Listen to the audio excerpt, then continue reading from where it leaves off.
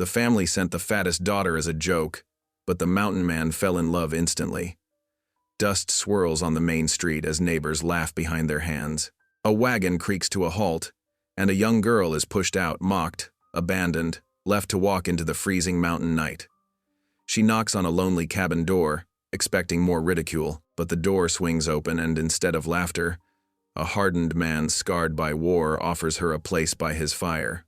What begins as a cruel prank stirs something no one saw coming. Yet danger rides fast, town gossip sharpens into cruelty, and a railroad agent arrives with papers that could take everything away. Whispers spread that he only pities her, that no man could truly love a girl like this. But in a land of broken treaties and cold winters, the truth burns brighter than the lies. Will this mocked young woman find the dignity and love she's been denied all her life, or will the world's cruelty tear them apart before it even begins? Drop a comment below and share which part of the world you're tuning in from today. If you enjoy stories like this, don't forget to subscribe for more. The wagon's wheels crunched over fallen pine needles as Isla's family drove deeper into the foothills. Her mother's sharp words still rang in her ears, cutting deeper than the autumn chill. "One less mouth to feed," she had muttered, not even looking at her daughter as they loaded her onto the back of their old wagon like so much unwanted cargo. Isla hugged her thin satchel closer, trying to stop her hands from shaking. She had packed what little she could grab in the frantic moments before they forced her from the only home she'd known: a spare dress, her mother's old shawl, and the small wooden cross her grandmother had given her before passing. The rest of her belongings remained behind, probably already being divided up among her brothers who had watched with cruel smirks as she was driven away. "Reckon a mountain man might take her in for firewood," her oldest brother had sneered, earning harsh laughter from the others. The words stung worse than the cold wind whipping across her face. She had always been the target of their mockery, too big, too slow, eating too much of their dwindling stores. But she had never thought they would go this far. The sun was setting behind the mountains when the wagon finally lurched to a stop at the edge of the timber line. Pine trees loomed ahead, their shadows stretching long and dark across the rocky ground. Her father stood up, pointing toward a distant flicker of light barely visible through the gathering dusk. "There's your new home," he said gruffly. "Cabin up yonder. Best start walking if you want to make it before full dark." Without another word, he grabbed her arm and practically shoved her off the wagon. Isla stumbled, catching herself against a tree trunk as the wagon immediately began turning around. "Papa, please," she whispered, but he didn't even look back. The wagon disappeared down the trail, leaving her alone in the growing darkness. Tears burned in her eyes, but she forced them back. Crying wouldn't help her now. Taking a deep breath, Isla adjusted her satchel and began walking toward that distant light.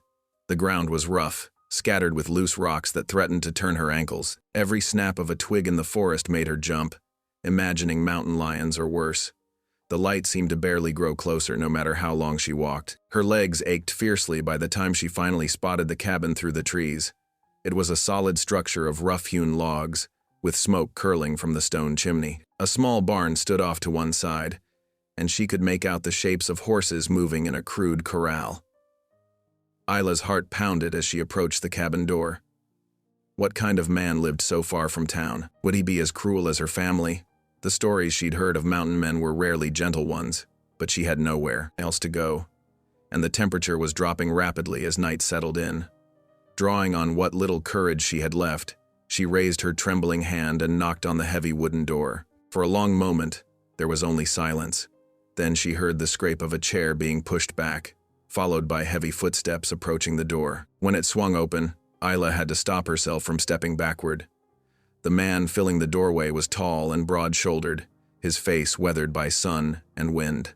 A long scar ran down one side of his face, disappearing into his dark beard. He held a lantern up, its light revealing eyes that were sharp and wary as they took in the unexpected visitor on his doorstep. "Sir," Isla managed, her voice barely above a whisper. My family sent me." The words caught in her throat, heavy with shame and fear. She waited for the mockery, for the door to slam in her face. But the mountain man's expression didn't change to one of cruel amusement like her brother's. Instead, his eyes softened slightly as he studied her face. Without a word, he stepped back, opening the door wider in clear invitation. The warmth from the cabin's fireplace reached out to her like a welcoming embrace. Isla hesitated only a moment before stepping inside, her frozen feet carrying her toward that blessed heat. The man, she didn't even know his name yet, closed the door behind her, shutting out the cold night. The cabin's interior was simple but neat, with a few sturdy pieces of handmade furniture. A pot of something that smelled like beans simmered over the fire, making her empty stomach clench. She hadn't eaten since morning, when her family had sprung their cruel plan. "Sit," the man said, his voice deep but not unkind. He gestured to a chair near the fire. Isla sank into it gratefully, her legs finally giving out. The reality of everything that had happened that day crashed over her like a wave, and she buried her face in her hands as the tears she'd been holding back finally broke free. She heard the man moving around the cabin but couldn't bring herself to look up. The sound of liquid being poured into a cup, then quiet footsteps approaching. A rough but gentle hand touched her shoulder, offering a tin cup of what turned out to be hot tea. "I'm Santiago," he said simply, settling into the other chair. He didn't press her to explain, didn't demand her story right away. He just sat there, a solid, steady presence, while she wept out her grief and fear by his fire. When her tears finally slowed, Isla wiped her eyes with her sleeve, embarrassed by her breakdown. "I'm sorry," she whispered. "I'm Isla. My family, they..." She struggled to find words that wouldn't sound as pathetic as she felt. "They said I was just another mouth to feed. That maybe someone up here might want me for..." She couldn't finish, shame coloring her cheeks. Santiago's jaw tightened, the only sign of emotion on his otherwise calm face. "Your family was wrong," he said firmly. "No one should treat their kin that way." His words, spoken with such quiet conviction, brought fresh tears to Isla's eyes. But these were different, tears of relief that this stranger showed more kindness in a few minutes than her family had in years. The fire crackled softly between them as Santiago rose and moved to the pot over the flames. Without comment, he filled a bowl with beans and cornbread and brought it to her. "Eat," he said, "then we'll figure out what comes next." Isla took the bowl with trembling hands, breathing in the simple but savory smell. "Thank you," she whispered, meaning it for far more than just the food. Santiago nodded, returning to his chair. He didn't stare at her while she ate, didn't make her feel self-conscious about her size or appetite like her family always had. Instead, he seemed lost in his own thoughts, occasionally adding another log to the fire or sipping his tea. The warmth of the cabin, the first real meal she'd had all day, and the emotional exhaustion of everything that had happened began to make Isla's eyelids heavy. Santiago must have noticed, because he stood and disappeared into the cabin's small back room, returning with a blanket and pillow. "You can have the bed tonight," he said, arranging the blanket and pillow on the narrow cot in the corner. "We'll sort things proper in the morning." Isla wanted to protest, to say she could sleep on the floor, but she was too tired to argue. As she settled onto the cot, pulling the warm blanket around her, she watched Santiago arrange himself in his chair by the fire, rifle within easy reach. "Sleep," he said softly. "You're safe here." And somehow, despite everything, Isla believed him. As she drifted off to sleep, the last thing she saw was Santiago's steady presence, keeping watch like a guardian angel in the firelight. For the first time since that morning, she felt something like hope stirring in her heart. Morning light crept through the cabin's small window, casting pale squares on the rough wooden floor. Isla woke to the sound of quiet movement and the rich aroma of coffee. For a moment, she was disoriented, but then the memories of yesterday came flooding back. Her family's cruel laughter, the long walk through the cold, and the mountain man who had taken her in. Santiago stood at the crude stone hearth, pouring coffee into 2 tin cups. His movements were precise and practiced, like a man who had lived alone for many years. A pan of golden cornbread sat cooling on the wooden table, its warm, homey smell filling the small space. Isla sat up slowly on the bed, self-conscious about having taken his sleeping place. "I'm sorry," she said softly. "You shouldn't have given up your bed." Santiago turned, offering her one of the cups. "No need for sorry," he said, his voice carrying the slight lilt of his Mexican heritage. "Sleep well?" She nodded, accepting the coffee with both hands, letting its warmth seep into her fingers. "Better than I expected to," she admitted. The truth was, She had slept more peacefully than she had in years, free from her family's constant criticism and harsh words. Good. Santiago moved to the table, cutting thick slices of cornbread. Come, eat. Isla hesitated, certain this was when he would tell her to leave. Surely he wouldn't want her staying here, taking up space in his carefully ordered world. But instead, he pulled out a chair and waited patiently for her to join him. After she settled at the table, he began pointing out various areas of the cabin. Food stored there, he said, gesturing to a large chest near the back wall. Tools are in that trunk. Water barrels outside, under the eaves, need to keep it from freezing in winter. She listened intently, trying to memorize everything while she had the chance. When she couldn't contain her uncertainty any longer, she blurted out, "Why did you let me stay?" Santiago paused, his coffee cup halfway to his lips. His dark eyes met hers steadily. "Because no one deserves to be cast out," he said simply, as if it was the most natural thing in the world. Isla felt tears threatening again, and quickly took a bite of cornbread to hide her emotion. It was delicious, crisp on the outside, tender within. She couldn't remember the last time someone had shared food with her so freely, without making her feel guilty for eating. After breakfast, Santiago went outside to check on his horses, giving Isla a chance to explore the cabin. It was a single room, with a sleeping loft accessed by a sturdy ladder. Furs and dried herbs hung from the rafters, rabbit, deer, and what looked like beaver pelts. Everything had its place, speaking to a life lived with purpose and care. A shelf held a few books, their spines worn with use. Another contained neat rows of preserved foods in glass jars. A rifle stood in one corner, well-maintained but not displayed as a threat. The whole cabin spoke of simplicity, but also of quiet, dignity. Her attention was caught by a pile of clothes near the wash basin, NIDA, shirts and pants showing signs of wear. One shirt had a long tear along the sleeve. Without thinking, she picked it up, looking for needle and thread. When Santiago returned, stamping snow from his boots, he found her sitting by the window, carefully mending the tear. She jumped, nearly pricking her finger. "I hope you don't mind," she said quickly. "I saw it was torn, and I thought." He shook his head, a hint of surprise crossing his weathered features. "Don't mind at all." He moved to the door, pulling on heavy gloves. "Need to gather more firewood before the snow gets worse. Stay warm." Isla watched through the window as he made his way into the trees, axe over his shoulder. His footprints left clear tracks in the dusting of snow that had fallen overnight. The sight of those tracks leading away from the cabin made her stomach clench with anxiety. Would he simply keep walking, leaving her alone up here? But soon she heard the steady thunk of his axe, and her shoulders relaxed slightly. She turned back to her mending, determined to make herself useful. The tear was long but clean, and her stitches were tiny and even. Her family had never appreciated her sewing skills, but they were one of the few things she took pride in. The day passed quietly. Santiago made several trips for wood, building up a substantial pile near the door. Isla finished mending the shirt and moved on to other clothes that needed repair, keeping her hands busy to avoid thinking too much about her uncertain future. As evening approached, Santiago prepared a simple supper of beans, salt pork, and more cornbread.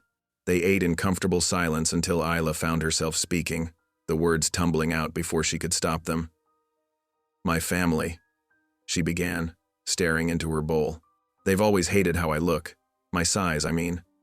They said I eat too much, take up too much space." She swallowed hard. "Yesterday wasn't the first time they talked about getting rid of me. Just the first time they actually did it."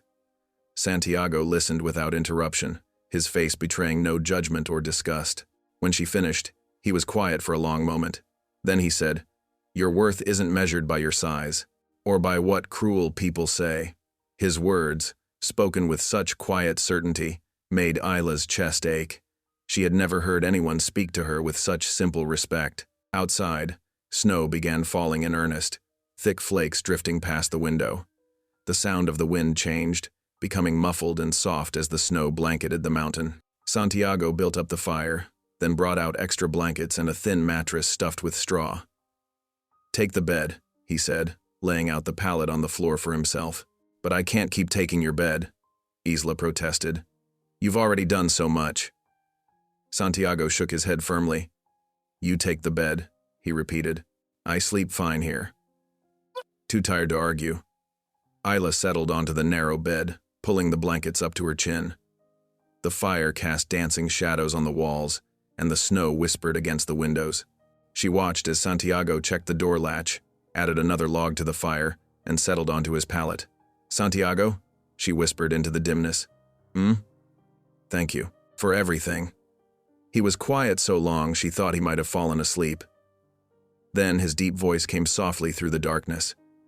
"You're welcome here, Isla. Get some rest." Isla lay awake for a while, listening to the fire crackle and Santiago's steady breathing. For the first time in her life, she felt truly safe. Whatever tomorrow might bring, tonight she was warm, fed, and treated with kindness. As sleep began to claim her, she realized that something fragile had begun to grow between them, the delicate seedling of trust. The snow continued to fall outside, wrapping the cabin in its soft white blanket, while inside, two lonely souls found unexpected comfort in each other's presence. Morning light filtered through the frost-edged windows as Santiago stirred a pot of steaming oatmeal. Isla sat at the rough-hewn table, watching him move about the cabin with practiced efficiency. The smell of coffee mingled with wood smoke, creating a homey atmosphere she'd never known in her family's cramped house. "Mountain life ain't easy," Santiago said, placing a bowl before her. "But it's honest work, if you know the ways of it." He settled across from her, his own bowl steaming. "I run trap lines most days. Beaver, mainly. Some marten and fox when they're running." Isla spooned up the hot oatmeal, grateful for its warmth. "How do you get supplies?" she asked. The cabin seemed far from everything she knew. "Make a supply run to town once a month," he explained, reaching for the coffee pot. "Pack mule carries what I need. Coffee, flour, salt, trade furs for the rest." He paused, studying her face. "Next run's in 2 weeks. You could come along then, if you want to leave." Isla's spoon clattered against her bowl.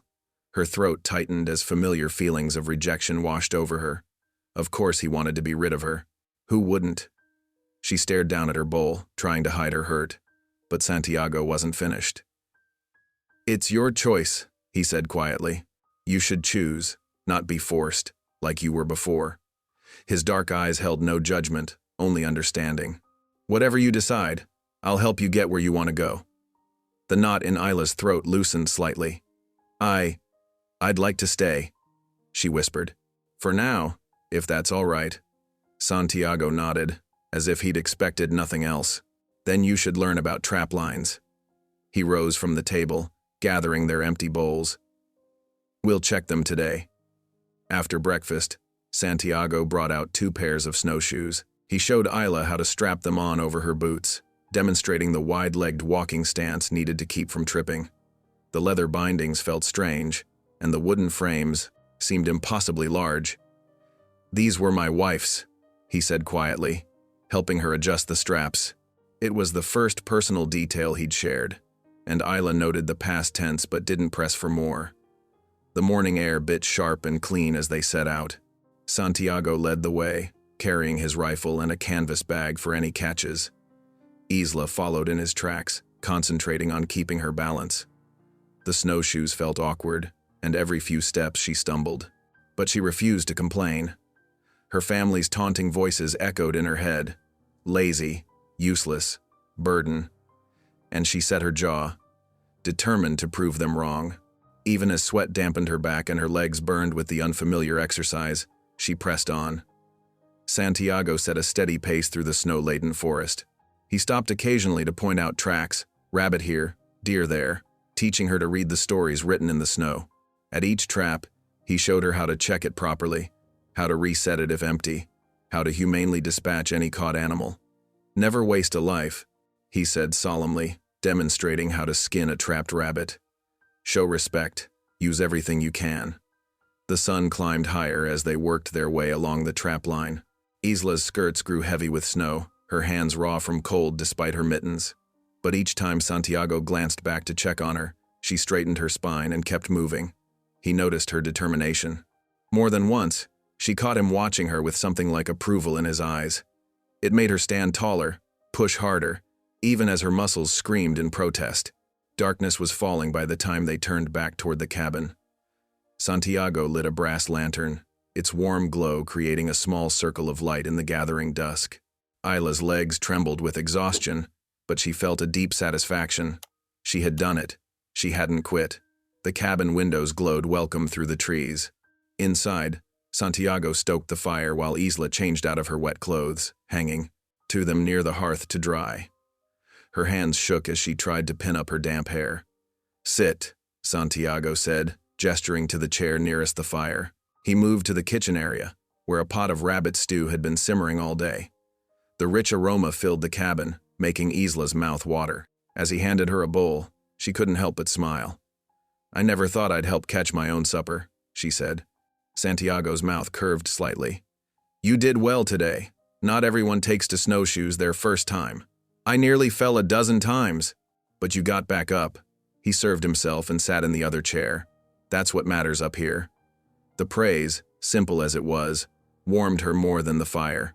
They ate in comfortable silence, the stew rich and satisfying after the day's work. When Santiago told her about the rabbit's clever attempt to raid his garden last summer, Isla found herself laughing, really laughing, for the first time in longer than she could remember. After the dishes were cleaned, Santiago settled by the fire with a worn leather book. Isla recognized it as a Bible, its pages soft with use. Without ceremony, he began to read aloud, his deep voice gentle in the firelit quiet. "The Lord is my shepherd, I shall not want. He maketh me to lie down in green pastures. He leadeth me beside the still waters." Isla sat in her chair, hands folded in her lap, letting the familiar words wash over her. The fire crackled softly, and outside an owl called into the night. She felt warmed not just by the flames, but by Santiago's steady presence, his quiet strength. The psalm ended, but Santiago continued reading, turning pages worn smooth by years of handling. Isla listened, watching shadows dance on the cabin walls, feeling more at peace than she had in years. Here was something she'd never known in her family's house, not just shelter, but sanctuary. The evening deepened around them, full of firelight and ancient words of comfort. Neither felt the need to break the peaceful silence that followed when Santiago finally closed the Bible. Some things, Isla was learning, didn't need words at all. The days melted together like snowflakes on glass as winter settled deeper into the mountain. Each morning, Isla woke to find fresh powder dusting the windowsills, transforming the world outside into an endless sea of white. Inside the cabin, she fell into a rhythm with Santiago, their daily tasks becoming a comfortable dance of shared purpose. "Hold it like this," Santiago demonstrated one morning, showing her how to repair a broken snare. His weathered hands moved with practiced grace, weaving the wire into intricate loops. "The rabbit won't trip it if it's not set just right." Isla leaned closer, her brow furrowed in concentration.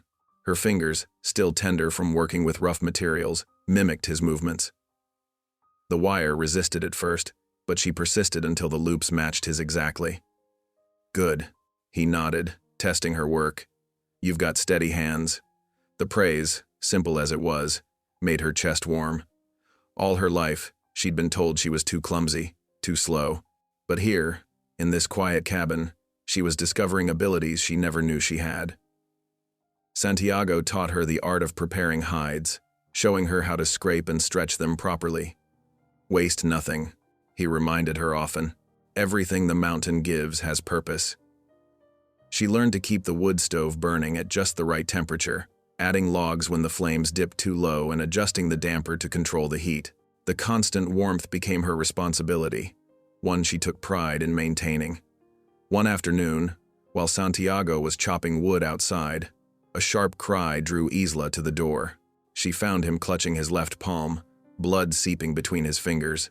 The axe lay in the snow beside him, its blade bearing traces of red. "Let me see," she said firmly, surprising herself with her steady voice. When he hesitated, she fixed him with a stern look that brooked no argument. Inside. Now.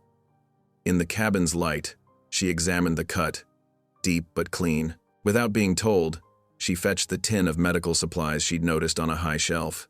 Her hands moved with sure purpose as she cleaned the wound with whiskey from his private store. Santiago watched her work, his expression unreadable. "You've done this before?" "My brothers were always getting hurt." she replied, carefully wrapping his palm with clean strips of cloth. Mama taught me how to tend wounds before she trailed off, focusing on tying the bandage securely. Before she changed, Santiago finished quietly. Isla nodded, smoothing the last knot. There, try to keep it clean.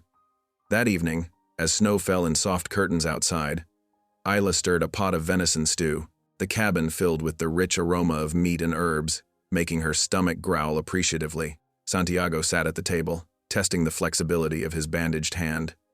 "Smells good," he commented as she placed a bowl before him. They ate in comfortable silence until Santiago spoke again. "What did you dream of before?" he asked suddenly. "When you were younger?" The question caught her off guard. No one had ever asked about her dreams before. She stirred her stew, gathering courage. I always wanted to sing," she whispered finally. "In the church choir." She waited for the familiar mockery, but Santiago just listened. "I used to practice behind the barn, but Papa said it was a waste of time. Said no one wanted to see someone like me up front. Someone like you? Too big, too plain." She shrugged, trying to hide how much the memory still hurt. Santiago was quiet for a long moment. "I used to play guitar," he said finally.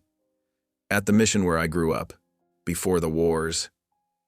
His hand drifted unconsciously to the scar that ran from his temple to his jaw. "Haven't touched one since. Do you miss it?" "Every day." His dark eyes met hers across the table, and a rare smile softened his features. "Maybe someday you'll sing again." "Maybe," she smiled back, surprised by how natural it felt. "Maybe someday you'll play again too." As the week drew to a close, Santiago began preparing for his monthly supply run to town. Isla watched him check his list of needed items, her stomach knotting with anxiety when he turned to her. "Town's full of gossips," he said frankly, "but you need proper winter clothes, and there's things a woman requires that I can't provide. Will you come?" Isla twisted her hands in her skirt. The thought of facing townspeople, their stares and whispers, made her want to hide. But Santiago was right. She did need things, and she couldn't hide forever. "Yes," she said finally. "I'll come." They set out early the next morning, frost crackling under their boots. The pack mule, loaded with furs to trade, plodded steadily behind them. The trail wound down the mountain like a silver ribbon, trees heavy with snow arching overhead. Isla walked carefully, watching her footing on the icy path. Santiago matched his pace to hers, never rushing ahead even when she slowed to navigate tricky spots. The morning sun caught ice crystals in the air, making them sparkle like diamond dust. "The town's changed some since you left," Santiago said as they walked. "New telegraph office. Another saloon." He glanced at her. "But people haven't changed much." "I know," she replied softly. "They'll talk. Let them." His voice held quiet steel. "You've nothing to be ashamed of." They walked on in companionable silence, their breath fogging in the cold air. The mule's hooves made a steady rhythm on the frozen ground, and overhead a hawk circled lazily against the pale winter sky. Isla found herself humming softly, an old hymn her grandmother used to sing. Santiago didn't comment, but she caught him smiling slightly as they made their way down the mountain, the town's first buildings just visible through the trees below. Together they walked toward whatever reception awaited them, their footprints marking a shared path in the glittering snow. The trail grew wider as they descended, ice-rimmed puddles reflecting the morning sky. Isla's hands were cold despite her mittens, but her steps were steady. She had survived worse than town gossip, she reminded herself. And this time, she wasn't alone. The smell of wood smoke from town chimneys drifted up to meet them, along with the distant sound of wagon wheels on packed snow. Isla straightened her shoulders, drawing strength from Santiago's solid presence beside her. Whatever waited below, she would face it with the same determination she'd shown on the mountain. They continued their careful descent, the loaded mule picking its way delicately behind them, the morning sun turning the icy trail into a river of light. Each step took them closer to town, closer to facing the whispers and stares that Isla knew would come. But with every step, she felt stronger, more certain. She had found something on the mountain that no amount of gossip could take away, her own worth, reflected in Santiago's quiet respect and growing trust. The town's first buildings emerged more clearly through the trees now, their windows catching the morning light. Isla took a deep breath of the crisp mountain air, squaring her shoulders. She was ready to face whatever came next, knowing she had a safe haven to return to when the day was done. The winter sun hung high overhead as Santiago and Isla made their way into town. Their boots crunched on packed snow, and the mules' hooves clicked steadily behind them on the frozen ground. Main Street stretched before them, lined with weathered buildings and dotted with townspeople going about their midday business. Isla felt the stares immediately. They prickled across her skin like frost, making her want to shrink into herself. A group of men lounging outside the saloon nudged each other, their snickers carrying clearly in the cold air. Women standing near the millinery shop whispered behind gloved hands, their eyes following Isla's progress down the street. Santiago walked beside her, his stride steady and unhurried. He kept his eyes forward, seemingly oblivious to the sideways glances and muttered comments. His quiet dignity helped Isla keep her chin up, though her cheeks burned with shame. At the mercantile, the bell above the door jangled as they entered. The warm interior smelled of coffee and leather. Barrels of dried goods lined up against the walls. Mr. Peterson, the shopkeeper, watched them approach with raised eyebrows. "Need flour and salt," Santiago said simply, placing his list on the counter. "And whatever the lady requires." Mr. Peterson's eyes slid to Isla, then back to Santiago. "Right," he said slowly. "Didn't expect to see you with company." Santiago just waited, his expression neutral. After a moment, Mr. Peterson began gathering their supplies, though Isla noticed how he kept glancing at them as he worked. She was examining a shelf of fabric when the door chimed again. Her heart dropped as familiar voices filled the store. Her family had arrived, her father, mother, and both brothers, probably coming to town for their own supplies. "Well, look who it is," her older brother drawled. "Mountain Man really did take her in." Her younger brother guffawed. "Reckon he took the fattest girl 'cause no one else would." Isla's hands trembled as she pretended to study the calico prints. Her mother's dismissive sniff cut through the air like a knife. "Least she ain't our problem no more," her father said loudly enough for everyone to hear. "Though I pity the man stuck feeding her." Santiago turned slowly from the counter, his dark eyes hard as flint. He didn't speak, but something in his stance made her family step back. Mr. Peterson hurried to finish their transaction, clearly wanting to avoid any trouble. "Your supplies are ready, Mr. Santiago," he said quickly. "That'll be $4.25. Santiago counted out the money carefully, then began loading their purchases. Isla moved to help him, but he shook his head slightly. "I've got this," he said quietly. "Why don't you look at those wool shawls while I finish up?" She nodded gratefully, moving away from her family's sneering presence. The thick wool shawls hung near the window, and she ran her fingers over their soft weave, trying to steady herself. Behind her, she could hear her brothers still making comments, but Santiago's solid presence between her and them made them seem less cutting. When they finally left the mercantile, the sun was starting to lean westward. Santiago led the way to the boarding house, where he'd arranged rooms for the night. The building was 2 stories tall, with clean curtains in the windows and a neat sign advertising Mrs. Walker's boarding house, clean beds, good food. Mrs. Walker was a thin woman with sharp eyes and a perpetually pursed mouth. She looked Isla up and down before assigning them their rooms, Santiago on the first floor, Isla upstairs with the other female boarders. "Supper's at 6 sharp, she informed them crisply. "Don't be late." The upstairs room was small but clean, with a narrow bed and a washstand. Isla sat heavily on the bed, finally allowing herself to feel the full weight of the day's humiliation. Tears pressed at her eyes, but she blinked them back. She wouldn't give them the satisfaction of crying. At 6 o'clock, she made her way down to the dining room. Several other boarders were already seated, a traveling salesman, 2 school teachers, and a young couple who looked to be newlyweds. Santiago sat at the end of the table, and when he saw her, he stood up and pulled out the chair beside him. The other diners exchanged glances as Isla took her seat. She could hear their whispers, could see the way they looked between her and Santiago with poorly concealed curiosity and judgment. "Pass the potatoes, please," Santiago said, clearly, as if nothing was amiss. When Isla hesitated to serve herself, He added extra portions to her plate. "The stew's good tonight. Try some." His matter-of-fact manner helped ease some of her tension. They ate quietly while around them, conversation gradually resumed. The traveling salesman told a story about a train robbery in Kansas. The newlyweds whispered and smiled at each other. It was almost normal. Then she heard it. A boy's voice from the kitchen. Probably Mrs. Walker's son helping with the dishes. "Ma says that mountain man must be desperate taking in a girl like that. Says no regular woman would have him with those scars anyway." The words hit Isla like a physical blow. Her spoon clattered against her plate, and she felt tears welling up despite her best efforts to hold them back. Santiago's hand found hers under the table, giving it a gentle squeeze. "The boy knows nothing," he said softly, so only she could hear.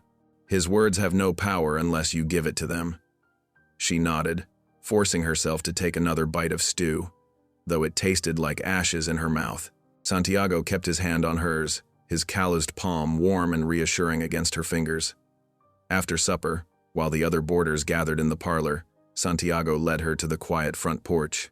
The evening air was crisp, stars beginning to pepper the darkening sky. They sat in the wooden rocking chairs, watching their breath mist in the cold. "I'm sorry," Isla whispered finally, "for bringing all this gossip down on you." Santiago was quiet for a long moment, looking out at the street where lamps were being lit for the night. "You have nothing to be sorry for," he said finally. "Their words show their own ugliness, not yours. But they're right about some things," she said, her voice catching. "I am big and plain, and you are strong." Santiago interrupted firmly. "You are kind. You face each day with courage, even when others try to break your spirit." He turned to look at her directly. "Those are the things that matter." Isla felt tears sliding down her cheeks, but for the first time, they weren't entirely from sadness. Someone saw her, really saw her, and didn't find her wanting. They sat in comfortable silence until the cold drove them inside. As Isla climbed the stairs to her room, she felt steadier than she had all day. Tomorrow they would leave this town and its judgment behind, returning to the quiet sanctuary of the mountain cabin. The next morning, they rose before dawn. Santiago had already loaded their supplies into the wagon while the town slept. The streets were empty as they rattled past the silent buildings, the sky just beginning to lighten in the east. Isla sat straight-backed beside Santiago on the wagon seat, no longer trying to make herself smaller. Let them look, let them talk. She knew now that their words couldn't touch the truth of who she was. The wagon wheels creaked as they began the long climb back up the mountain. Behind them, the town grew smaller and smaller, its gossip fading like morning mist. Ahead, the trail wound upward toward home, toward the place where she had finally begun to find herself. Santiago clicked softly to the horses, guiding them carefully over the frozen ground. The morning sun caught the ice crystals in the trees, making them sparkle like diamonds. Isla breathed in the clean mountain air, feeling the weight of judgment fall away with each step the horses took toward home. The cabin welcomed them back like a faithful friend, its wooden walls holding warmth against the mountain cold. Santiago helped Isla down from the wagon, then began unloading their supplies while she hurried to rekindle the fire in the stove. Soon, the familiar scent of wood smoke curled through the air, and the chill began to retreat from the single room. Over the next few days, a new rhythm settled over them, quieter than before. Santiago spent longer hours checking his trap lines, sometimes returning, with nothing but frost in his beard and a distant look in his eyes. Isla noticed how he'd pause sometimes, staring out the window as if seeing something far beyond the snow-laden pines. She threw herself into domestic tasks with fresh determination. Each morning, she swept the wooden floors until they gleamed, scrubbed their few dishes until they shone, and kept the cabin spotless. Her cooking grew more elaborate as she experimented with their stores. Cornbread with dried berries, bean soup seasoned with precious dried herbs, venison stewed tender with root vegetables. "You don't need to work so hard," Santiago said one evening, watching her scrub at an already clean pot. "This isn't a test." Isla's hand stilled in the wash basin. "I just want to be useful," she whispered, not meeting his eyes. "To show I'm worth keeping around." Santiago set down the trap he was mending. "Is that what you think? That you need to earn your place here?" She nodded, still not looking up. "In town, What they said about me being a burden. Stop. His voice was gentle but firm. What they said shows their own ugliness, nothing more. He stood and crossed to where she stood by the wash basin.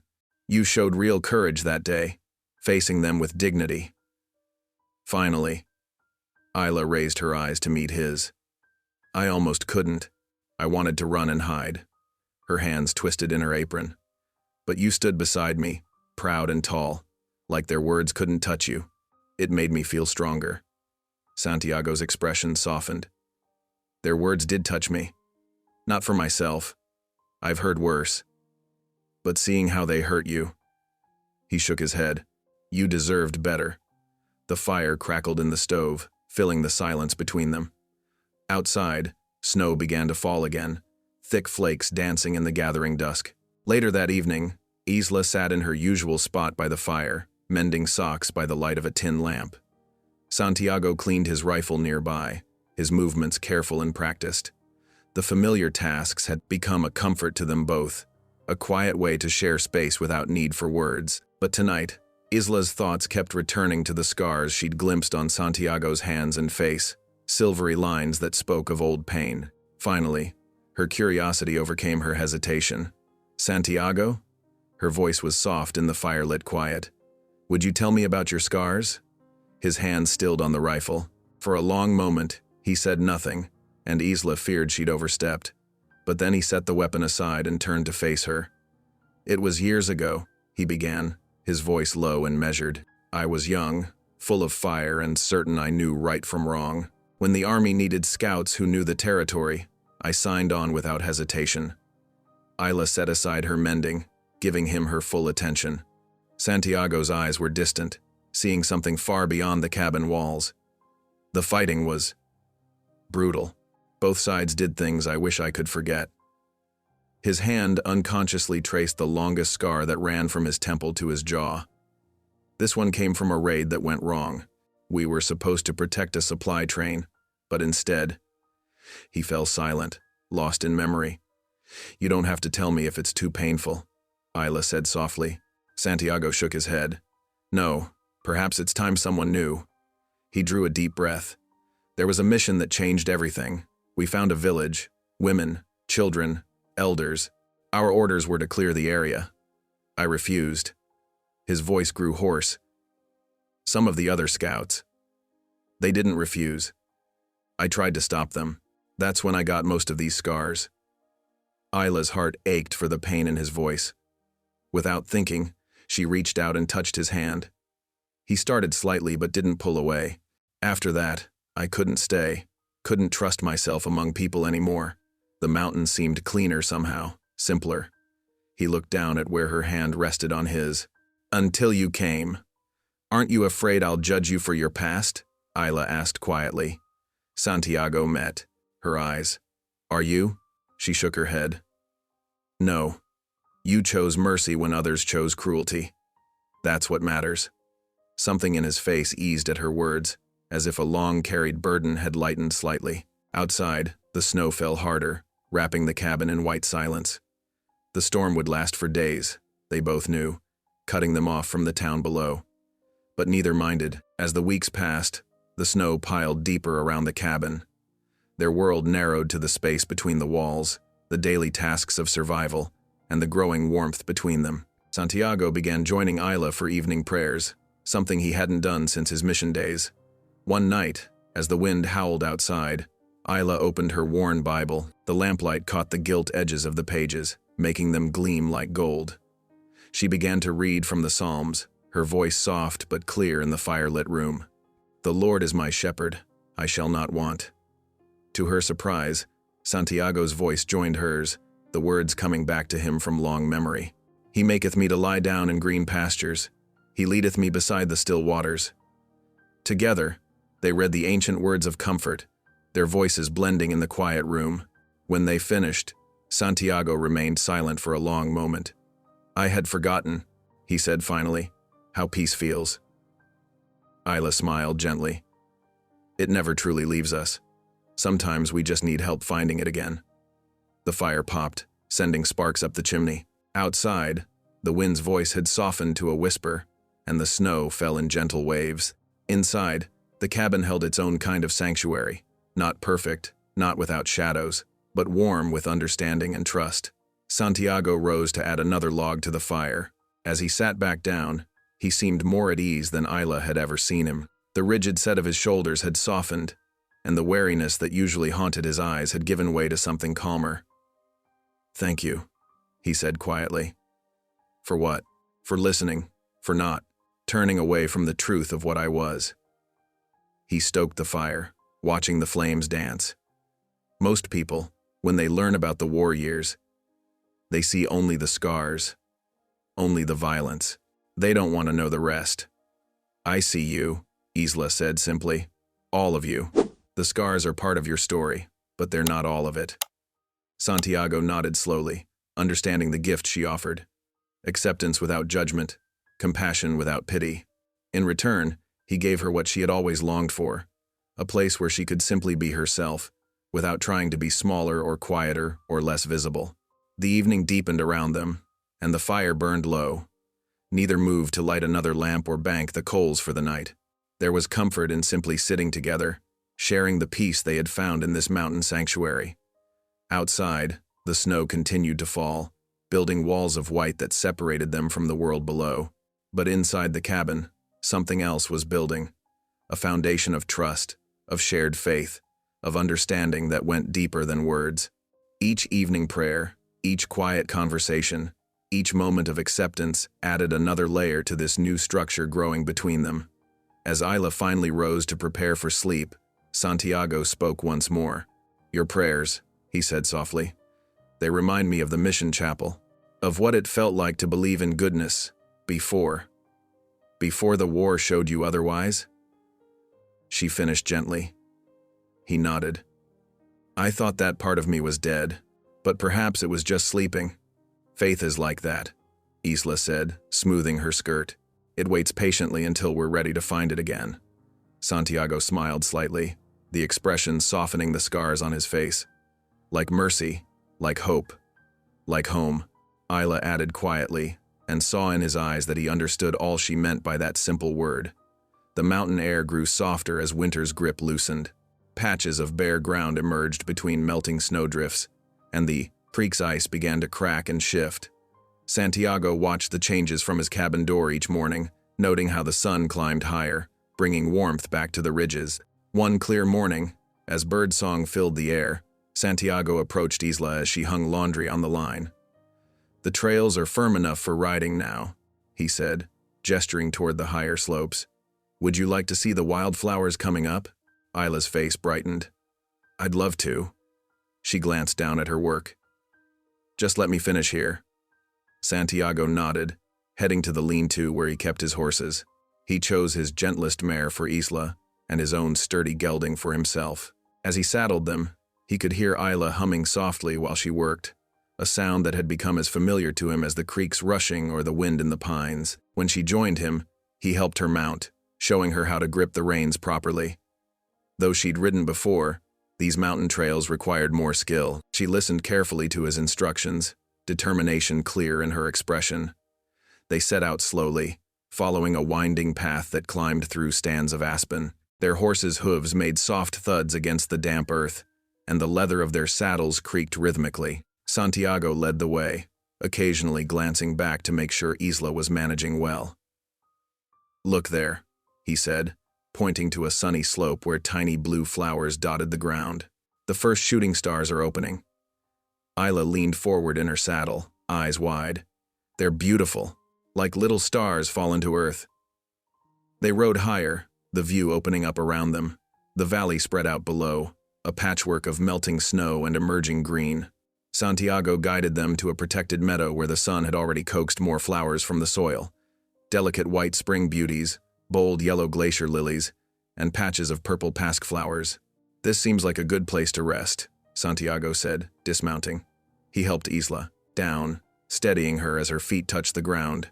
From his saddlebag, he pulled out a simple lunch, fresh bread he'd baked that morning, hard cheese, and dried apples. They settled on a sun-warmed rock, the horses grazing nearby. Isla broke off a piece of bread, savoring its warmth. I never thought I'd see the world from up here, she said softly. Never thought I'd. She paused, looking down at her hands. What? Santiago asked gently. Never thought I'd be somewhere I wasn't just a burden. Her voice was quiet but steady. Never thought anyone would value me enough to show me such beauty. Santiago felt something tighten in his chest. He looked at her, really looked. Saw how the spring sunlight caught the auburn highlights in her hair, how her eyes reflected the clear mountain sky, how peace had gradually replaced the fear that had haunted her expression when she first arrived. His hand moved of its own accord, nearly reaching for hers where it rested on the rock between them, but he caught himself, drawing back. The moment stretched between them, filled with unspoken words. Isla broke the silence with a small laugh, pointing to where a marmot had emerged to sun itself on a nearby boulder. Look at that fellow. He seems as happy about spring as we are. They shared the rest of their lunch, trading observations about the awakening mountain around them. Isla's laughter came easier now, Santiago noticed, and something in him warmed at the sound. The afternoon light was beginning to soften when they finally mounted up for the ride home. Isla handled her horse with growing confidence, and Santiago found himself smiling at her obvious pleasure in the ride. Back at the cabin, they settled into their evening routine, Isla preparing supper while Santiago tended to the horses. When he came inside, he paused by his bed, reaching under it for something he'd been working on in secret moments. I have something for you, he said, holding out a small wooden object. Isla wiped her hands on her apron and came closer. Her eyes widened as she saw what he held, a comb, carefully carved from pale aspen wood. Delicate flowers decorated its spine, each petal and leaf lovingly detailed. Santiago, she breathed, taking it carefully. Did you make this? He nodded, suddenly shy. I noticed your old one was broken. Isla ran her fingers over the carved flowers, her touch gentle as if the wood might break under her hands. It's beautiful, she whispered. No one's ever made me anything so fine. She clutched the comb to her chest, and Santiago saw tears gleaming in her eyes. He wanted to reach out, to brush them away, to tell her she deserved far more than simple carved wood. But before he could move, she turned away, setting the comb carefully on her shelf near the window where the morning light would catch it. They ate their supper in comfortable silence, both tired from the day's ride but content. Outside, spring peepers had begun their evening chorus, their song drifting through the cabin's single window. Santiago was just banking the fire for the night when a sharp knock broke the peaceful quiet. He and Isla exchanged startled glances.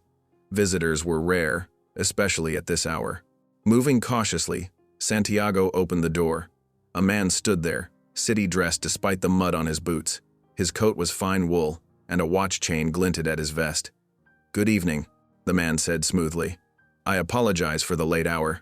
I'm Theodore Wells, agent for the Western Railroad Company. He pulled papers from his coat.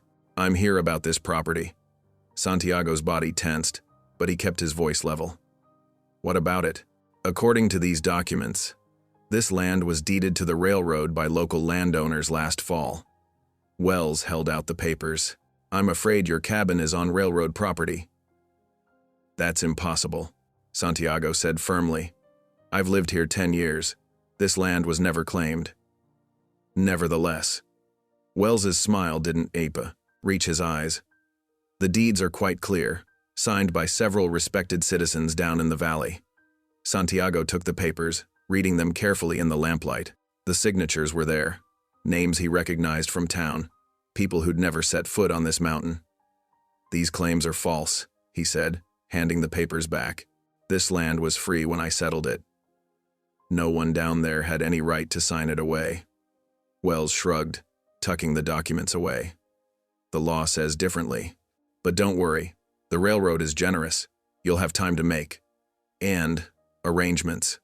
His eyes flickered past Santiago to where Isla stood in the shadows. Something knowing and cruel passed across his face. Though I must say, your situation is not what I expected to find up here. Santiago stepped forward, blocking Wells's view of Isla. You should leave now, he said quietly. It's a long ride down in the dark. Indeed. Wells settled his hat carefully. I'll be back, of course, with proper enforcement. He turned to go, then paused. Do consider your position carefully. The railroad always gets what it wants in the end." Santiago watched until Wells disappeared into the darkness, then closed and barred the door. When he turned, Isla stood near the fire, her face pale. "What will we do?" she whispered. Santiago wished he had an answer that would ease the fear in her eyes.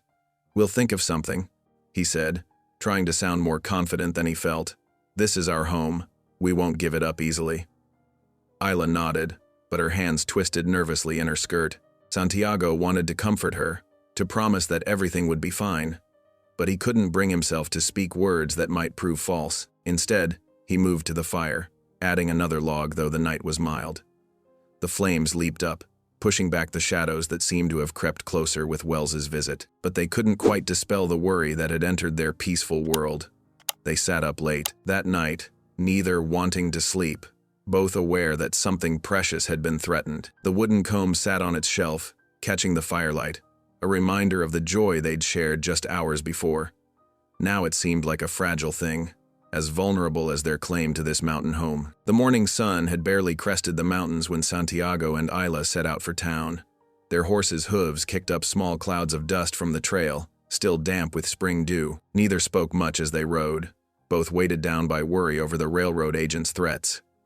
Isla's hands gripped her reins tightly, knuckles white. She couldn't help glancing at Santiago, noting the stern set of his jaw, the way his eyes constantly scanned the trail ahead. The peaceful contentment they'd found in their mountain home felt fragile now, threatened by papers and promises neither of them fully understood. The leather of their saddles creaked as they wound their way down through stands of aspen and pine. A cool breeze carried the scent of wildflowers, but even spring's sweetness couldn't lift the heaviness in their hearts. "Do you think Preacher Thomas will be able to help?" Isla finally asked, her voice small against the vastness of the mountain morning. Santiago adjusted his hat, considering. He knows the law better than most. And he's a fair man. He paused, then added softly, "We need all the help we can get." They reached town just as the morning bustle was beginning. Santiago tied their horses outside the small clapboard church where Preacher Thomas kept his office. The building stood quiet, its white paint weathered by mountain winters, but a thin curl of smoke from the chimney promised someone was home. Santiago knocked on the door, Isla standing close behind him. After a moment, they heard footsteps, and Preacher Thomas appeared, his kind face breaking into a welcoming smile. "Santiago, this is a surprise." His eyes moved to Isla, and his smile widened. "And Miss Isla too. Please, come in, come in." The preacher's office was small but tidy, smelling of wood smoke and old books. He gestured them to chairs while he poked up the fire in the small stove. "Now then," he said, settling behind his desk, "what brings you down from the mountain this early?" Santiago explained about the railroad agent's visit, showing the papers he'd been given. Preacher Thomas listened carefully, his expression growing grave as the story unfolded. "I've seen this before," he said finally, setting the documents down with a sigh. "The railroads, they're hungry for land. They'll use any means to get it, including fraud." He leaned forward, folding his hands. "The trouble is, without proof of the fraud, the courts tend to side with them. They have money for fancy lawyers, and judges who owe them favors." Isla's heart sank. "Then there's nothing we can do?" The preacher's eyes were kind but worried. "I didn't say that. We'll look for ways to fight this, but you should know, it won't be easy." Santiago nodded, his face set. "We understand. But this is our home. We have to try." "Then we'll start by attending service on Sunday," Preacher Thomas said. "There might be others who've heard things, who know about these supposed land sales. And," he smiled gently at Isla, "it would do the congregation good to hear your voice in the hymns." Isla blushed, but Santiago's quiet, "We'll be there," made her sit straighter, pushing aside her fears of town gossip. Sunday arrived clear and bright. Isla wore her best dress, carefully mended, and Santiago had put on a clean shirt, his dark hair neatly combed. They arrived early, but already the church was filling with townspeople. The whispers started as soon as they entered. Isla heard the familiar snickers, saw the sidelong glances and smirks. "Look who's come down from their mountain nest. The fat girl and the hermit. Reckon he's lost his mind," taking her in. Santiago's hand touched her elbow lightly, steadying her. He guided her to a pew near the front, ignoring the murmurs as if they didn't exist. Isla tried to make herself smaller, to disappear into the wooden bench, but Santiago sat tall beside her, dignified and unashamed. Preacher Thomas began the service, and when the first hymn was announced, Isla's hands trembled as she held the songbook. But then Santiago's voice rose beside her, a rich, deep baritone that filled the small church. Isla turned to him in surprise, never having heard him sing before. His eyes met hers, encouraging, and suddenly the whispers didn't matter. She joined her voice to his, letting the familiar words of amazing grace lift her spirit. Their voices blended beautifully, and by the second verse, she noticed the gossip had died away, replaced by appreciative glances from some of the congregation. After the service, Santiago suggested they visit Cherokee elder Samuel, who lived in a small cabin near the edge of town. "He's lived here longer than anyone," Santiago explained as they rode. "If anyone knows the true history of the land, it would be him." They found the elder sitting outside his cabin, carving a piece of wood. He looked up as they approached, his weathered face creasing in welcome. "Santiago," he said, setting aside his work. "It has been many moons." "Too many, my friend." Santiago made the introductions, then explained their situation. Elder Samuel listened intently, his dark eyes thoughtful. When Santiago finished, the elder nodded slowly. "These lands," he said, "they have many stories, many promises made and broken." He rose, disappearing into his cabin for a moment before returning with a stack of worn leather folders. "When I served as scout," he explained, "I kept records, treaties, maps, stories of the land." His fingers moved carefully through the papers. "The railroad men, they think history begins with their papers, but the truth goes deeper." He looked up at them. "I will search these records. There may be something here that helps your cause."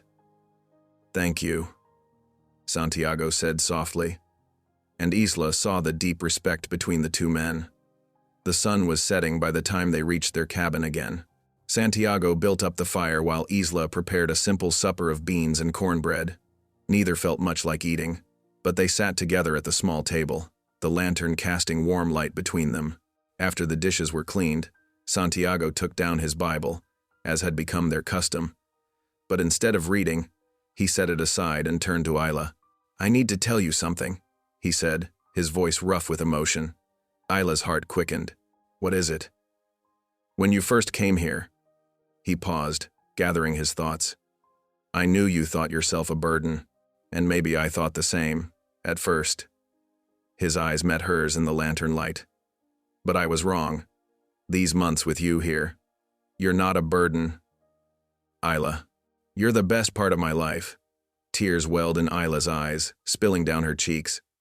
"Santiago, I don't know what's coming," he continued, "but whatever happens with the railroad, I need you to know that."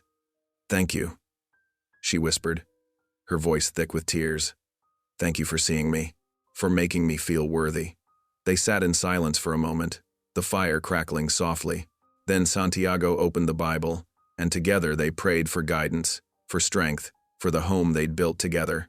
The lantern flame flickered, casting their shadows on the cabin walls, two people who had found in each other what the world had told them they didn't deserve: acceptance, understanding, and the quiet miracle of belonging. Spring settled into the mountains with gentle persistence. The last patches of snow melted away beneath warming sunshine, and wildflowers dotted the meadows near Santiago's cabin. Inside, life found its own sweet rhythm as Isla and Santiago waited for news about the railroad's claim. Isla discovered her talents in the kitchen, transforming their simple meals into something more. The cabin often filled with the warm scent of fresh bread, her hands working the dough with growing confidence. She learned to preserve the early berries they gathered, filling mason jars with jewel-colored jam that caught the morning light on the windowsill. "Never tasted better biscuits," Santiago said one morning, savoring a warm bite drizzled with honey. His praise made her cheeks flush with pleasure. "My grandmother taught me," she admitted, settling across from him at their small table. Before she passed, she always said cooking was a way of showing love. Santiago's dark eyes softened. She was right. In the evenings, after the day's work was done, Santiago spread his collection of maps across the table. He had gathered them during his years as a scout, each one marked with careful notes about water sources, safe trails, and good hunting grounds. "Here," he would say, his finger tracing a line across the weathered paper, "this valley has the sweetest spring water you'll ever taste." His voice grew gentle when teaching, patient, as he helped her understand the swirling contour lines and careful markings. Isla proved an eager student, her mind quick to grasp the language of the maps. She loved these quiet moments, their heads bent together over the table, Santiago's shoulder warm against hers as he explained each detail. One evening, as rain drummed steadily on the roof, they sat by the fire after supper. Santiago was mending a bridle while Isla worked on her reading, sounding out words from his Bible. The lamplight cast a gentle glow around them, making the cabin feel like its own small world. Isla's heart had been full of questions lately, ones that made her pulse quicken whenever she looked at Santiago. His kindness, his quiet strength, the way his presence made her feel safe and valued, it all stirred something deep within her that she could no longer ignore. "Santiago?" she said softly, setting aside her book. He looked up from his work, his hands stilling on the leather. "Yes?" She twisted her apron in her lap, gathering courage. Have you ever thought about marriage?" The question hung in the air between them. Santiago set down the bridle carefully, his expression thoughtful. Isla's heart hammered in her chest, afraid she had said too much, revealed too much of her own hopes. "Yes," he answered finally, his voice low and honest. "I have." "Oh," she tried to keep her voice steady. "With someone special?" Santiago turned to face her fully, his eyes serious in the lamplight. "With you, Isla." The words struck her like summer lightning, bright and shocking and wonderful. She couldn't speak, could barely breathe as he moved closer, taking her trembling hands in his. "I never thought I'd want this again," he continued softly. "After the war, after everything I'd seen, I chose to be alone. But then you came, and..." He squeezed her hands gently. "You changed everything." Tears spilled down Isla's cheeks. "I thought no one would ever want me," she whispered. "My family always said, 'Your family was wrong,'" Santiago said firmly. "You are precious, Isla. Strong and kind and beautiful." He reached up to brush away her tears, his touch infinitely tender. Then, slowly, giving her time to pull away if she wished, he leaned forward and pressed his lips to hers. The kiss was gentle, sweet as spring water. Isla's heart felt too full to contain, overflowing with joy and wonder. When they finally parted, Santiago rested his forehead against hers, both of them breathing softly in the quiet cabin. "I love you," she whispered, the words she'd held back for so long finally finding voice. "And I love you," he answered, his voice rough with emotion. They sat together by the fire until the lamp burned low, talking softly of dreams they'd never dared voice before. When Isla finally went to her bed in the loft, her heart was too full for sleep, replaying every moment of the evening like a precious story she never wanted to forget. The next morning dawned clear and bright. Isla woke early, her heart still singing with joy. She moved through her morning tasks in a happy daze, humming as she carried water from the spring. The tin bucket felt light in her hands, and even the early morning chill couldn't dim her smile.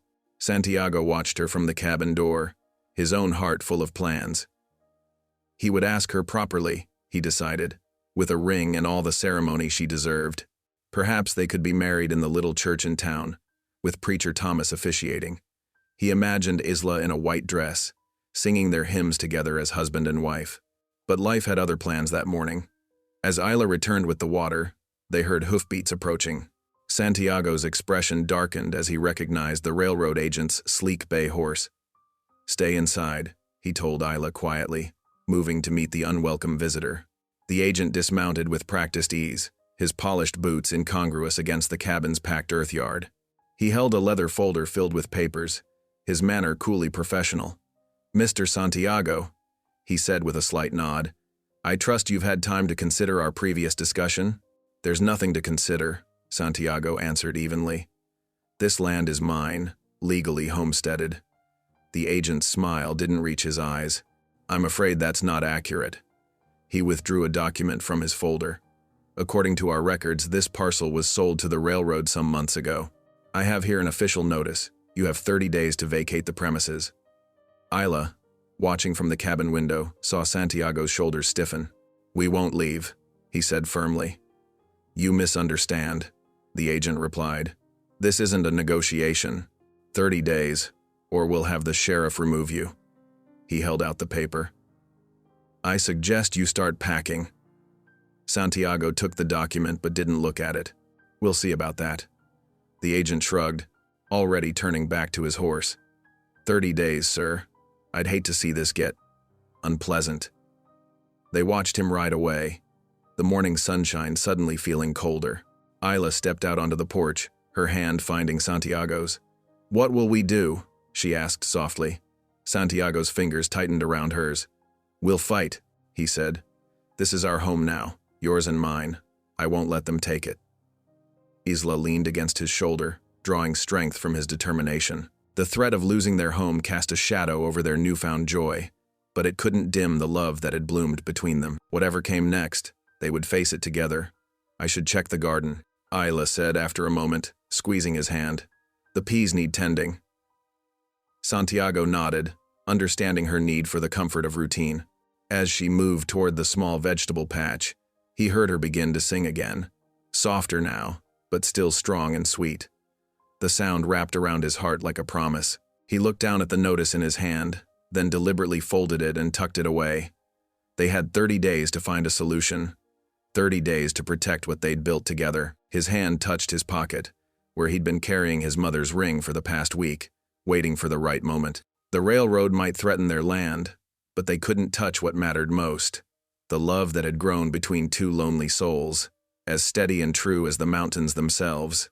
Santiago watched Isla working in the morning light, her song rising clear and beautiful, and knew with certainty that some things were worth any fight. The morning sun had barely cleared the mountain peaks when Santiago saddled his horse. Frost still glittered on the cabin's rough-hewn logs, and his breath made clouds in the cold air. Isla stood on the porch, wrapping her shawl tightly around her shoulders as she watched him prepare for the journey to town. "Be careful," she said softly, stepping forward to hand him a small bundle of cornbread and dried venison. "The trail might be slick from yesterday's rain." Santiago tucked the food into his saddlebag, his movements deliberate and sure. "I should be back by sundown," he said, checking the cinch one last time. "Keep the door barred while I'm gone." Isla nodded, trying to hide her worry. They both knew the railroad agent might return during Santiago's absence. "I will. I'll pray for good news." Santiago's expression softened as he looked at her. Reaching out, he touched her cheek gently. "You are the best news I've ever had," he said quietly. Then he mounted up, the horse dancing slightly beneath him, eager to move. Isla watched until horse and rider disappeared around the bend in the trail, then turned back to the cabin. The empty space seemed to echo without Santiago's presence. To keep her mind from fretting, she threw herself into cleaning with fierce determination. She swept the plank floor until it gleamed, then scrubbed every pot until the tin shone in the morning light. Her hands moved steadily through each task, beating dust from the bedding, reorganizing the storage shelves, even cleaning the lamp chimneys until they sparkled. Between chores, she paused often to pray, her whispered words rising like incense in the quiet cabin. "Lord, guide him, protect our home, show us the way forward." The sun climbed higher, marking the slow passage of hours. Isla kneaded bread dough with extra vigor, trying to work out her anxiety through the familiar motions. She hung fresh herbs to dry from the rafters, their sharp scents filling the air. Rosemary for remembrance, sage for wisdom. As afternoon shadows lengthened across the cabin floor, she found herself standing more often at the window, straining to hear hoofbeats on the trail. The bread finished baking, filling the cabin with its homey smell, but she barely noticed. Her heart jumped at every rustle of wind in the trees. Finally, just as dusk was settling in, she heard the steady clip-clop of a horse approaching. Isla hurried to light the porch lantern, its warm glow cutting through the gathering darkness. When Santiago emerged from the trees, she could tell by the set of his shoulders that he was weary. She met him at the hitching post, taking the reins while he dismounted stiffly. "Come inside," she said softly. "Supper's waiting." Santiago nodded, following her after seeing to his horse. Inside the cabin, the lamplight revealed the lines of fatigue on his face. He sank into his chair by the fire while Isla poured coffee and brought him a plate of still warm bread with beans. "The lawyer confirmed what we suspected," he said after taking a long drink of coffee. "Those papers are forged. He's seen similar cases, the railroad buying signatures from people who don't own the land, then using those false deeds to claim whatever property they want." Isla sat across from him, her hands clasped tightly in her lap. "Can we fight it?" "It'll be costly," Santiago said heavily. "The lawyer says we'd need to hire surveyors to prove the original boundaries, bring witnesses about the forged signatures. Could take months in court." He looked down at his coffee cup. "Most folks just give up, take what little money they're offered and move on." "But we won't," Isla said firmly. "This is our home." Santiago's head came up at the determination in her voice. "It won't be easy," he warned. "We might lose everything." "I lost everything once before," Isla reminded him, reaching across the table to take his hand. "But I found something better. Whatever happens, we'll face it together." The simple faith in her words seemed to strengthen Santiago. He squeezed her hand, then stood up and walked to the fireplace. For a long moment, he stood looking into the flames, one hand resting on the rough stone mantel. "I've been carrying something," he said finally, turning back to face her. Waiting for the right moment. He reached into his pocket and withdrew a small leather pouch. "It was my mother's." Isla's breath caught as he opened the pouch and took out a ring. The firelight caught the simple silver band, making it glow warmly.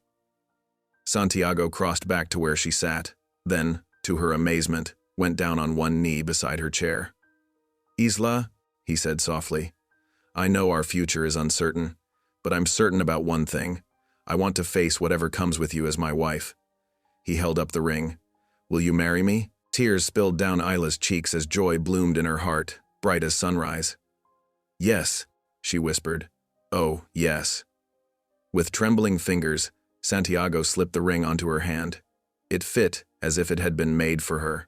Isla stared at it through her tears, then threw her arms around his neck, holding him close.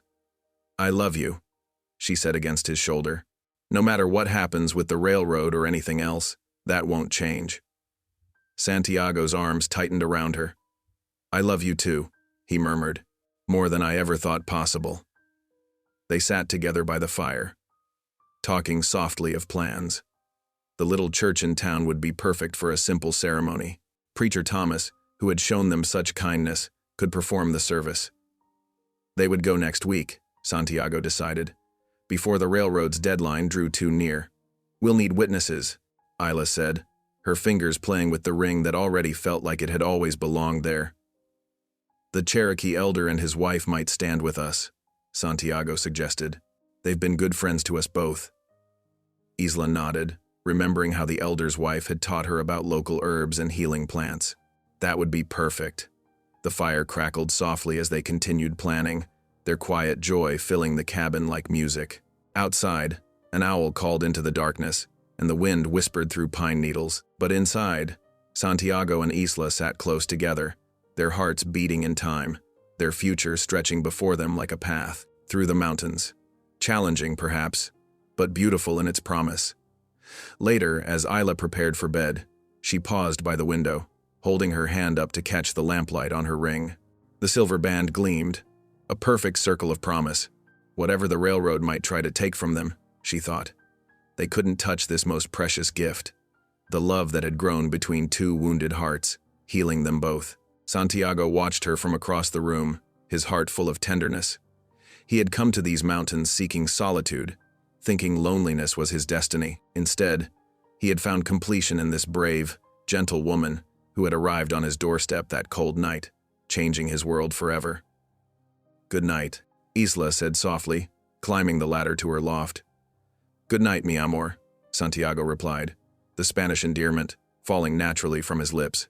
As darkness settled over the cabin, their dreams mingled with prayers, for strength in the coming fight, for wisdom to face whatever challenges lay ahead, and most of all, for the blessing of facing it all together, bound by love stronger than any legal paper or railroad claim.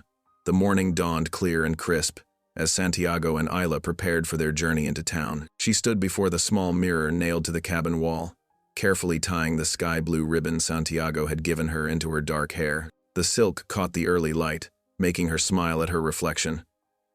"It matches your eyes," Santiago said softly from behind her, his weathered face gentle in the mirror's reflection. Isla's fingers smoothed the ribbon one last time. "Thank you again. I've never had anything so fine." They loaded the wagon with items to trade, dried herbs, some furs, and preserved fruits Isla had put up. The morning air was sweet with pine as they started down the mountain trail, the wagon wheels creaking a familiar rhythm. Isla sat close to Santiago on the wagon seat, her heart light despite their worries about the railroad's threats. The ring on her finger caught the sunlight now and then, reminding her of their joy. She had carefully mended her best dress for the occasion, wanting to look proper when they announced their engagement to Preacher Thomas. "You're awful quiet," Santiago noted as they rounded a bend in the trail. "Just thinking," Isla replied, touching the ribbon in her hair. "I never dreamed I'd be riding into town as someone's intended bride." Santiago's hand found hers, squeezing gently. "God works in mysterious ways." The town came into view by mid-morning, the church steeple rising above the other buildings like a finger pointing heavenward. As they rolled down the main street, Isla noticed the usual stares and whispers following them. She held her head high, trying to focus on their happiness instead. They stopped first at the mercantile to trade their goods and purchase supplies. The bell over the door chimed as they entered, the familiar smell of leather and coffee filling the air. Mr. Jenkins, the shopkeeper, nodded to them from behind the counter. While Santiago discussed prices for the furs, Isla walked the narrow aisles, making their shopping list. She was examining some fabric when she heard the snickers. Her brothers Tom and Jake had entered the store, their boots muddy on the wooden floor. "Well, look who it is," Tom drawled, loud enough for everyone to hear. "Our sister, playing at being a proper lady with that fancy ribbon." Jake leaned against a barrel of flour. "Reckon that mountain man only keeps her around out of pity. Ain't that right, Tom?" The words struck Isla like physical blows. She clutched her list tighter, trying to ignore them as she moved toward another aisle. "What man would want her otherwise?" Tom continued, his voice cruel. "Probably figures she's better than nothing up there all alone." Isla's vision blurred with tears she refused to let fall. She heard Santiago's boot heels approaching and quickly wiped her eyes. "You all right?" he asked quietly, touching her elbow. She nodded, not trusting her voice. Her brother's laughter followed them to the counter where they paid for their supplies. Outside, Santiago helped her back into the wagon, his jaw tight with anger he contained for her sake. They drove to the church next, where Preacher Thomas welcomed them warmly into his study. "We've come to ask if you'll marry us," Santiago said, his voice steady and sure despite the morning's unpleasantness. The preacher's face lit up. "Nothing would give me greater joy. When were you thinking?" They discussed dates and details, the preacher's genuine happiness helping to ease some of Isla's hurt. But as they left the church, she could feel the weight of stares from women gathering for their sewing circle. By late afternoon, dark clouds threatened rain. They took a room at the boarding house, planning to start home early the next day. While Santiago saw to the horses, Isla went to freshen up before supper. The boarding house's washroom was down the hall from their room. As she approached, she heard women's voices drifting from the parlor below. "Did you hear? That mountain man Santiago is actually going to marry her. Poor man must be desperate for a housekeeper. No man truly loves a fat girl. Everyone knows that. She'll probably eat him out of house and home, assuming the railroad doesn't take it first." Isla stumbled back from the stairs, her chest tight with pain. She fled to their room, closing the door before letting her tears fall. All her old doubts and fears crashed over her like a wave. What if they were right? What if Santiago only felt sorry for her? What if she was fooling herself, thinking anyone could truly love someone like her? She was still crying when Santiago found her, curled on the narrow bed with her face pressed into the pillow. "Isla?" His voice was soft with concern as he sat beside her. "What happened?" She couldn't look at him. "I heard them talking, the women downstairs," they said. "They said no man could truly love someone like me." Her voice broke. "That you must only want a housekeeper. That I'm too fat to be loved." Santiago's hand came to rest on her shoulder, warm and steady. "Look at me, Querida." Slowly, She turned her tear-stained face toward him. "Those women know nothing about love," he said firmly. "They see only the outside, like your cruel brothers. But I see your heart, your kindness, your strength, your faith." He touched her cheek gently. "You are beautiful to me, Isla. Every part of you." Fresh tears spilled down her cheeks, but these were different. "Do you really mean that?" "With all my heart." He drew her into his arms, letting her cry against his shoulder. "God brought you to my door that night for a reason. You filled an emptiness in my life I didn't even know was there." They held each other as the room grew darker, rain beginning to patter against the window. Isla's tears gradually slowed as Santiago's steady presence soothed her wounded heart. A knock at the door startled them both.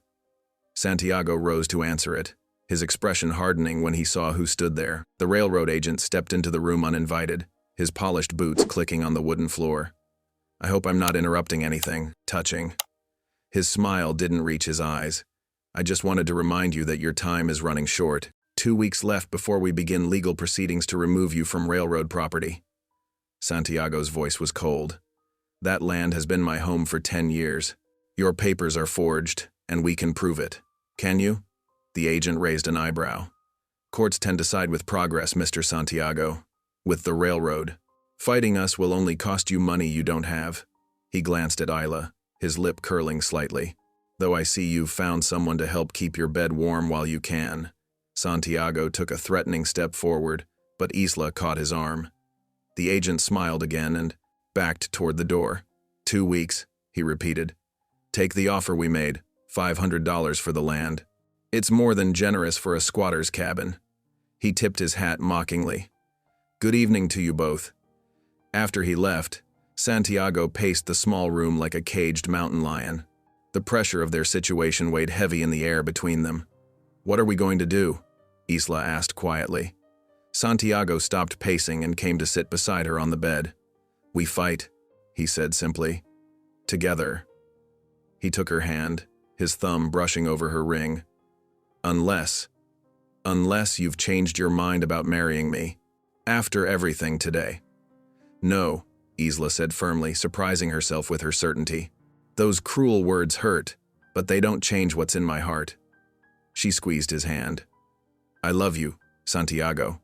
I want to be your wife, whether we live in your cabin or have to start over somewhere else." The tension in his shoulders eased slightly. "Then we'll face whatever comes together." He kissed her forehead gently. "Try to rest now. We'll head home early tomorrow." As Isla prepared for bed, she could still hear faint voices from downstairs, still feel the sting of her brother's mockery. But Santiago's love wrapped around her like a warm blanket, stronger than their cruelty. Whatever challenges lay ahead, the railroad's threats, the town's gossip, her family's spite, she would face them with the man who saw past her size to her true self. The rain continued to fall outside their window, but inside, a fragile peace had been restored.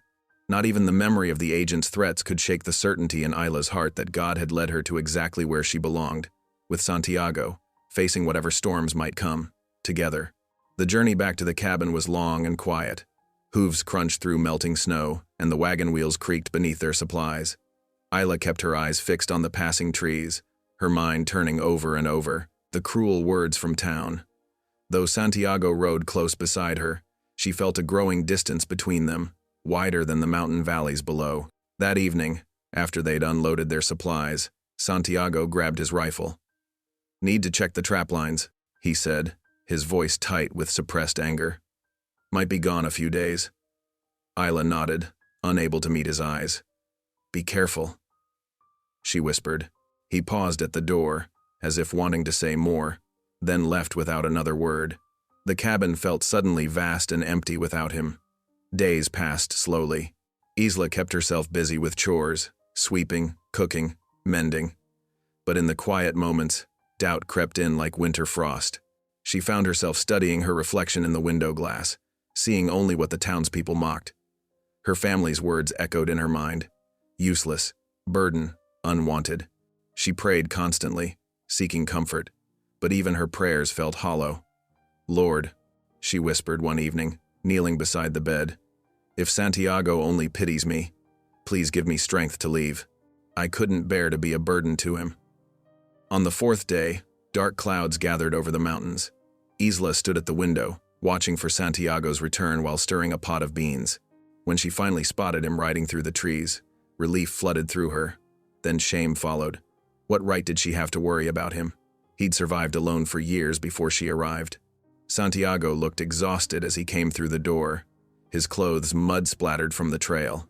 He set down his rifle and gear, then moved to warm himself by the stove. Isla served him a bowl of beans and cornbread, then retreated to the far side of the room to continue her mending.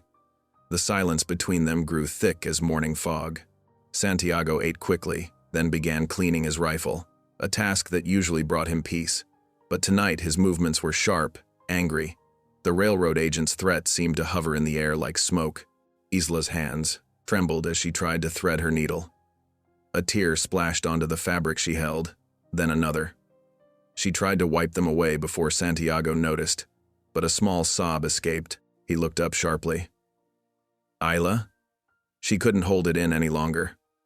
The tears came faster as all her fears spilled out. I'm sorry, she choked out. I know you only took me in out of pity. The townspeople were right. Why else would someone like you want someone like me? Santiago set down his rifle so quickly, it clattered against the wall. In 2 strides, he crossed the room and knelt before her chair. Stop, he said firmly. Look at me, Querida.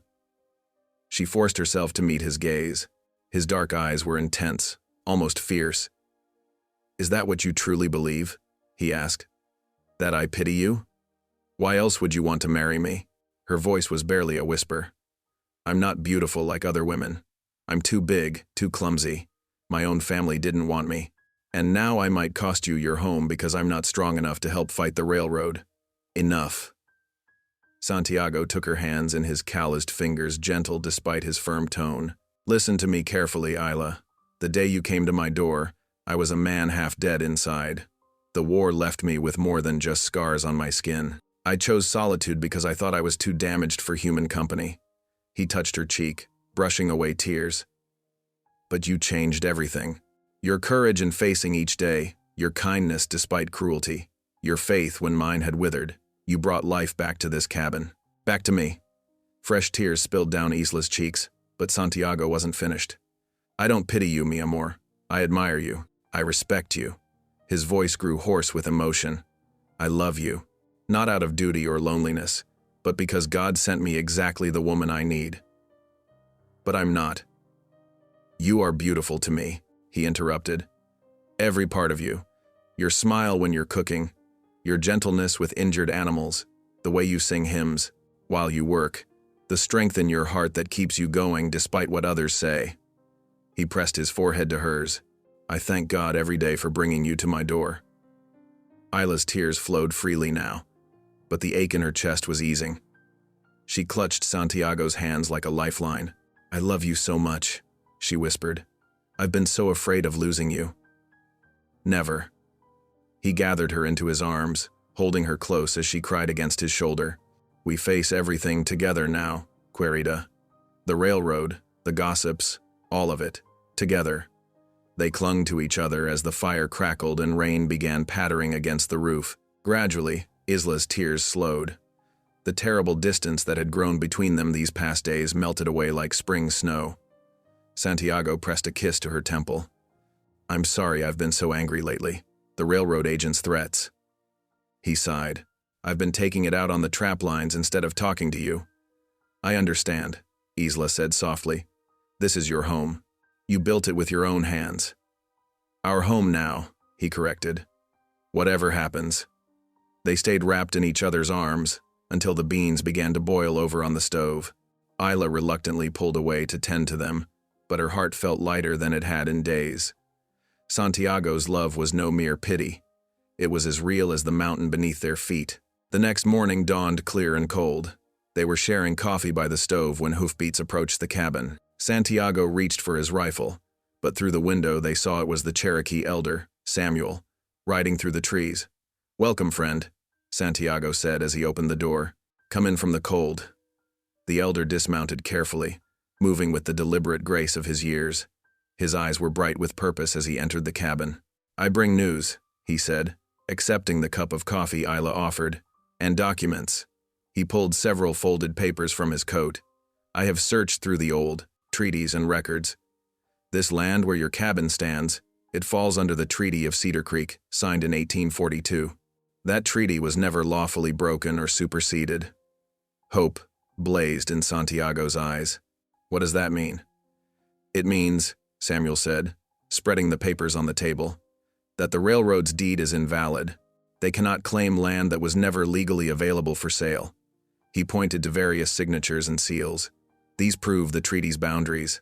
Your cabin lies well within them. Relief crashed over Isla like a wave. She grabbed Santiago's arm, hardly daring to believe it. Then we can stay? The elder's face grew grave. The truth is on your side, yes. But the railroad agent may still try to press their claim. They have money for lawyers, and many courts favor progress over justice. He looked at Santiago steadily. You must be prepared to fight. Santiago nodded, his jaw set with determination. I understand. But knowing the truth is on our side. He squeezed Isla's hand. That gives us hope. More than hope, Samuel said. It gives you a foundation to stand on. I will testify if needed about the treaty boundaries. He gathered the documents carefully. Keep these safe. They are your shield against the railroad's lies. After the elder left, Santiago and Isla stood together at the window, watching him ride away through the trees.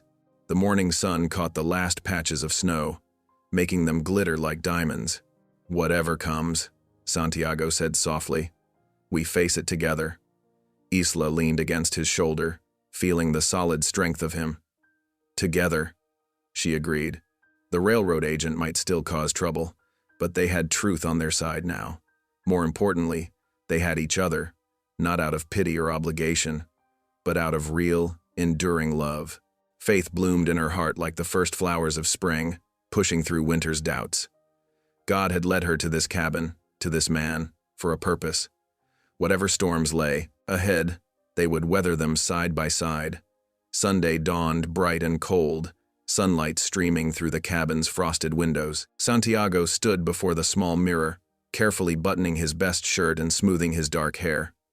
His weathered hands traced the familiar leather of his Bible, its pages worn from years of quiet devotion. In the corner, Isla's fingers trembled as she braided her hair, weaving the ribbon Santiago had given her through the thick strands. Her Sunday dress, freshly pressed, felt tight around her middle, making her self-conscious. But when she caught Santiago watching her in the mirror, his eyes full of warmth, she straightened her shoulders. Ready? He asked softly, offering his arm. The ride to town was silent, both lost in thought about what lay ahead. As they approached the white-painted church, Isla's grip tightened on Santiago's arm. Whispers rustled like dry leaves as they walked up the steps together. Inside, they sat near the middle, hands clasped. Preacher Thomas began the service, his voice steady as he spoke of love and courage. The familiar rhythm of hymns and prayers washed over them, but Isla could feel the sideways glances, hear the murmured comments. Halfway through the sermon, Santiago suddenly rose to his feet. The wooden pew creaked in the sudden silence. Isla's heart thundered as he gently pulled her up beside him. Brothers and sisters. His voice rang clear and strong through the church. I must speak. This woman beside me has been mocked and scorned, even by those who claim to follow Christ's teachings. He turned to face Isla, his dark eyes intense. But she is God's gift to me. I love her with all my heart, and I am not ashamed to declare it before God and this congregation. Gasps rippled through the pews. Isla trembled, but Santiago's hand remained firm around hers. Some people smirked or whispered behind their hands, but others sat straighter, touched by the simple dignity of his words. Preacher. Thomas smiled gently from the pulpit, nodding in approval. After Santiago's declaration, Preacher Thomas motioned them toward his study as the congregation filed out. Wait here, he said warmly. We need to talk. Before they could settle, the door burst open. The railroad agent stormed in, his face flushed with anger. You're still here? I told you to clear out of that cabin. They ain't going nowhere, came a calm voice. Cherokee Elder Samuel stepped through the doorway, a leather portfolio tucked under his arm. His weathered face held quiet determination as he spread yellowed documents across the preacher's desk. These treaties, Samuel explained, his finger tracing along faded lines, Show the truth. That land was never legally surrendered. The railroad's deed is built on sand. Preacher Thomas studied the documents, his expression growing stern. This fraud must end, he declared, looking straight at the agent. These papers prove the railroad has no rightful claim. The agent's face reddened further. You can't. We can and we will, Santiago said firmly. We'll defend our rights through proper channels, through law, not violence. People had gathered at the study door, craning to hear. Isla noticed something different in their faces now. Not mockery, but dawning understanding. Mrs. Baker, who had often whispered cruel words, now looked ashamed. The mercantile owner nodded thoughtfully at the documents. The Lord's truth comes to light, Preacher Thomas announced. This couple has suffered enough false judgment, both from the railroad and from their neighbors. Isla felt Santiago's hand squeeze hers as mutters of agreement spread through the crowd. For the first time, she saw genuine respect in the eyes of townspeople who had once scorned her. Later, as they walked to the boarding house, Isla's heart felt lighter than it had in months. The setting sun painted the mountains in gold, and Santiago's steady presence beside her felt like a promise kept. Word spread through town like wildfire in the days after the church confrontation. Neighbors who had once turned away now stopped to greet Santiago and Isla on the street. Mrs.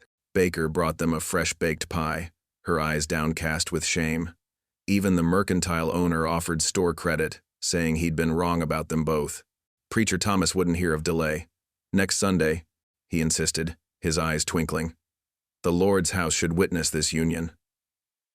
Isla's family skulked at the edge of town, muttering bitter words. But they held no power now. Their cruelty had been exposed for what it was, empty spite. When Sunday dawned, the little church filled to bursting. Santiago stood before the altar, his shoulders straight, scars visible above his collar. He wore no shame now, only quiet pride. Isla appeared in the doorway wearing a simple calico dress, her cheeks flushed. She walked down the aisle with her head high, every step filled with dignity. Their hands trembled as they clasped, but their voices rang clear and strong through their vows. What God has joined together, let no man put asunder, Preacher Thomas proclaimed. The congregation burst into genuine cheers as Santiago drew Isla close for their first kiss as husband and wife. Tears of joy streamed down her face, each one washing away old hurts and marking new beginnings. The mountain trail glowed golden as Santiago and Isla rode home from their wedding, the evening sun painting long shadows across the snow-dusted ground. Their horses walked slowly, unhurried, as if understanding the sweetness of this moment. The cabin emerged through the trees, smoke curling from its chimney where neighbors had kindled a welcome fire. At the door, Santiago swept Isla into his arms, both of them laughing as he carried her across the threshold. Inside, the familiar room felt different now, warmer, more complete. They prepared a simple supper together, their first meal as husband and wife, brown beans, fresh bread, and steaming tea in tin cups. By firelight, they sat close on the bench, fingers intertwined, dreaming aloud about the garden they would plant come spring. The treaty papers lay safe in their trunk, the land secured for their future. I never thought, Isla whispered, her voice catching, that any man would call me beautiful. Santiago squeezed her hand. You've always been. It just took God to show me.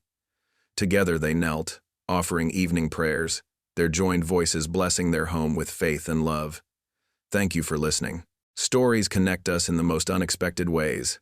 If you felt that spark today, make sure you're subscribed. I share a new one daily, and the next might change your day.